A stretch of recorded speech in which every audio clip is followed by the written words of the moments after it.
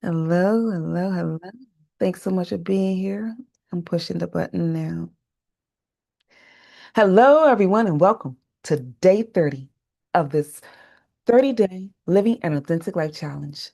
This has been a time period for us to get the chance to unpack several topic areas. And I want to thank those of you that have been with us this whole time. You have gone through the 12 topics. I'm hoping that you've applied elements of it in your world. And today's topic is on identity. Because for a lot of us, as we walk through different elements of life, it's our identity that will sustain us when life gets rough and things get tough. And today, I wanted to read something to you because we're in an environment in our world where our heart posture, how you feel, what you're experiencing, we don't pay enough attention to the fact that all of that comes from our heart. And in the midst of going through all of those various things in our heart, this particular scripture gave me greater insight about it. So it's Second Timothy 3 1 through 5. And it says, but understand this, that in the last days there will come there will come times of difficulty. For people will be lovers of selves, lovers of money, proud, arrogant, abusive, disobedient to their parents, ungrateful, unholy, heartless, unappeasable, slanderous, without self-control, brutal, not not loving, being treacherous, reckless, swollen with conceit, lovers of pleasure rather than lovers of God, and having the appearance of godliness, but denying its power. Avoid such people. Now, that is a lot of information for a situation that lets you be reminded that if your heart is not right, the things that you do and how you show up in the world, it will do something to you and those around you.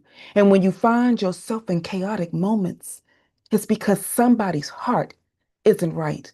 And if, as much as you would like to have them change because you're in a relationship with someone that you have poured your heart into because you're giving, you're loving, and you're supportive, and they did not show that in return, it's because their heart's not right.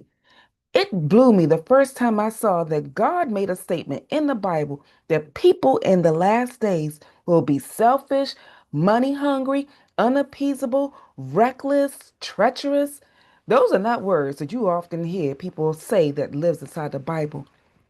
But if you leave God out, all you can do is have a deviant downfall. Your thinking will be chaotic. Your thinking will be destructive. The condition of your heart reflects your soul. And until you choose to get clear about your identity, you will miss out. You won't know who you are and how you should show up because you'll start following what the world says about you. And if the world does not get clarity about who you are, they'll give you a definition of you that is not true. You'll believe elements about your being that does not exist. You will not fully function in who you were called to be. I've said in this challenge earlier, and I want to remind you on this last day, you were born in purpose, on purpose, for purpose, because you are someone's answered prayer. And if you were in an environment that did not know you, that did not love you, that did not care for you or give you enough insight about your being, your heart won't be able to receive when love shows up. Your love won't be felt because the love that we often give the world is the love that we have for ourselves. And if you don't know who you are, how are you going to be able to give? So on this final day, I want you to take a moment and be clear about your identity from the top of your head to the soles of your feet because you are amazing.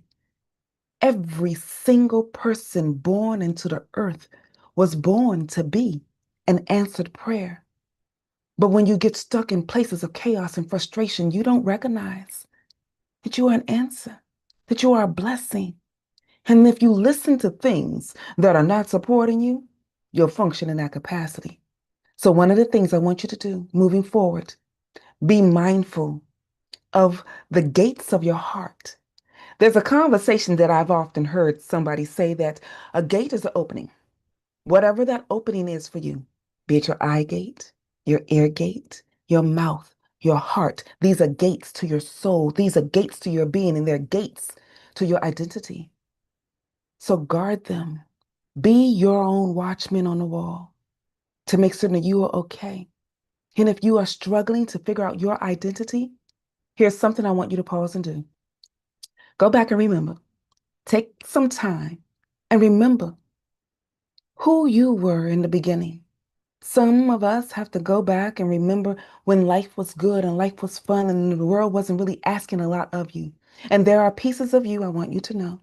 Maybe it was that 8-year-old version of you, because the 8-year-old version of me had to decide to stop letting the world dim my light. The 8-year-old version of me had to decide that I will no longer cower in fear. And if you have got to go back and tell your 8-year-old, like I had to tell mine, Tanya, I love you. What you went through, you should have never gone through. What you experienced was not the best for you, but in this day and age, at this time, you're stronger, you're better, and you can stand. Because at this moment, the fears that tried to hold you hostage no longer exist. And you don't have to allow them to keep being present.